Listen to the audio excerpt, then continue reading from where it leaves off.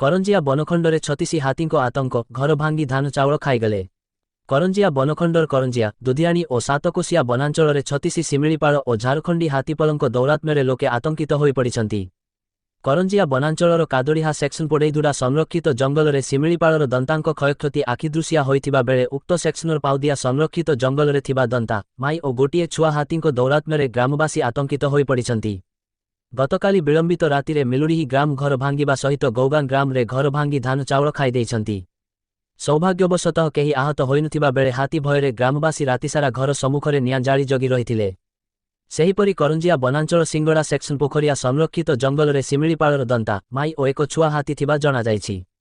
ଦୁଧିଆଣୀ ବନାଞ୍ଚଳ ତାଟୋ ସେକ୍ସନ ବୁଡ଼ିଡିହା ସଂରକ୍ଷିତ ଜଙ୍ଗଲରେ ଝାରଖଣ୍ଡି ହାତୀପଲଙ୍କ ମଧ୍ୟରେ ଦନ୍ତା, 6 ମାଇ ଓ ଛୁଆ ହାତୀ ଥିବା ବେଳେ ଭଣ୍ଡା ସେକ୍ସନ ବୁଢ଼ିପାଟ ଚିହ୍ନିତ ସଂରକ୍ଷିତ ଜଙ୍ଗଲ ସନ୍ନିକଟ ବାୟା ସାହି ପାଖରେ ଗୋଟିଏ ଝାରଖଣ୍ଡି ଦନ୍ତା ଲୋକଙ୍କ ନିଦ ହଜାଇ ଦେଇଛି। ସାତକୋଶିଆ ବନାଞ୍ଚଳ ଗୋଡ଼ଭଙ୍ଗା ସେକ୍ସନ ସାତକୋଶିଆ ସଂରକ୍ଷିତ ଜଙ୍ଗଲ ବିରେ ଶିମିଳିପାଳର 4 ଦନ୍ତାଙ୍କ କ୍ଷୟକ୍ଷତି ଜଣାପଡ଼ିନାହିଁ। ହାତୀ ଦ୍ୱାରା ଘରଭଙ୍ଗା କ୍ଷୟକ୍ଷତି ତୁରନ୍ତ ପ୍ରଦାନ କରାଯିବ ବୋଲି ବନଖଣ୍ଡ ଅଧିକାରୀ ଶ୍ରୀକାନ୍ତ ନାୟକ ପ୍ରକାଶ କରିଥିବା ବେଳେ ହାତୀମାନଙ୍କୁ କୌଣସି ପ୍ରକାର ଉତ୍ତେଜିତ ନ କରିବାକୁ ଗ୍ରାମବାସୀମାନଙ୍କୁ ନିବେଦନ କରିଛନ୍ତି। ଜିଲ୍ଲା କରଞ୍ଜିଆ ଦିବ୍ୟେନ୍ଦୁ ଶେଖର ଅଙ୍କ ରିପୋର୍ଟ।